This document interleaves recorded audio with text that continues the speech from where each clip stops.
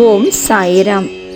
எனதருமை பிள்ளையே, உனக்கு தகுதி இல்லை, உன்னால் முடியாது என நீ பிறரால் புறக்கணிக்கப்படுகின்றாயா?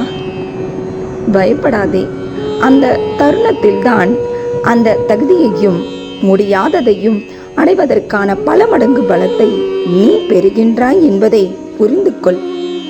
இதனால்தான் பலரின் ஏற்று பேச்சுக்களையும் நான் உன்னிடம் அனுமதிக்கின்றேன். எவ்வளவு பெரியதாக உன்னுடைய ஆசைகள் உள்ளதோ அந்த அளவிற்கு பல அவமானங்களை நீ சந்தித்துத்தான் ஆக வேண்டும். உலகில் முடியாதது என்று எதுவுமே இல்லை. முடியாது என்ற வார்த்தையிலேயே முடி என்ற வார்த்தை தான் உள்ளது. அதாவது நீ செய்ய நினைக்கும் காரியத்தை செய்து முடி என்று அர்த்தம்.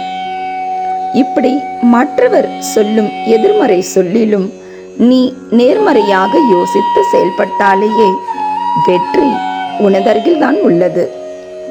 உன்னிடம் இருந்து எல்லாமே பறிபோனாலும் எஞ்சி நிற்பது உன்னுடைய எதிர்காலம் என்பதை மனதில் வைத்துக்கொள்.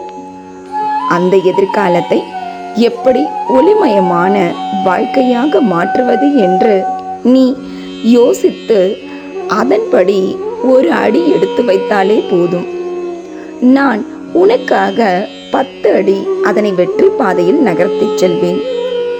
அதற்கு தேவை முதலில் முயற்சி, பின்பு பயிற்சி. நீ இவை இரண்டையும் இன்று செய்யலாம், நாளை செய்யலாம் என்று நகர்த்தி கொண்டு சென்றால் உன் வயதும் சென்று கொண்டேதான் போகும். உன் கஷ்டங்களும் தொடரத்தான் செய்யும் என்பதை மனதில் நிறுத்து. உன் குடும்ப சூழ்நிலையை மனதில் வைத்து இன்று சந்தோஷமாய் இருப்பதை விட கஷ்டப்பட்டாலும் சரி, நாளை கஷ்டப்படாமல் நீயும் உன் சந்ததியினரும் வாழ இன்று கஷ்டப்படுவதில் தவறில்லை. தேவைக்கு ஏற்ப செலவு செய்து தற்போதைய நிலைமையை சமாளித்து வா.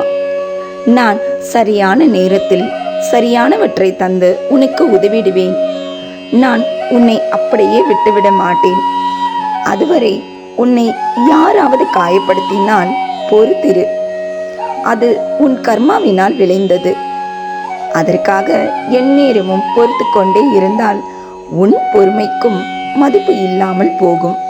உன் பக்கம் இருக்கும் நியாயத்தை நீயும் சொல்லலாம்.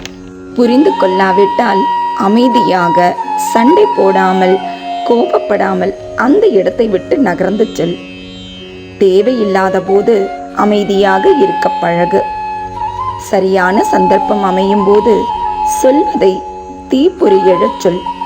நீ செய்யும் ஒரே தவறு என்ன தெரியுமா? சிலரை உண்மையாக நேசிப்பதுதான். உன்னை மதிக்காதவரை நீயும் மதிக்க தேவையில்லை. ஆனால் வெறுக்காதே, கோபம் காட்டாதே. ஏனென்றால் என் பிள்ளை, உனக்கென்று தன்மானம் உள்ளது. உனது உள்ளம் நான் வாழும் குடில். அந்த தன்மானத்தை யாரிடமும் பறிபோக விட மாட்டேன். சில நேரங்களில் உனக்கு அன்பை வெளிப்படுத்த தயக்கம் இருப்பது போல கோபத்தை வெளிப்படுத்தும் போதும் தயக்கம் இருந்து விட்டால் உனது வாழ்க்கை எவ்வளவோ நன்றாக இருக்கும். பின்பு என்ன? உனது வெற்றி உன் கையில்தான். இன்றும் என்றும் என்றென்றும் உன் சாயப்பா உன்னருகில். வாழ்க வையகம், வாழ்க வளமுடன். ஜெய் சாய்ராம்.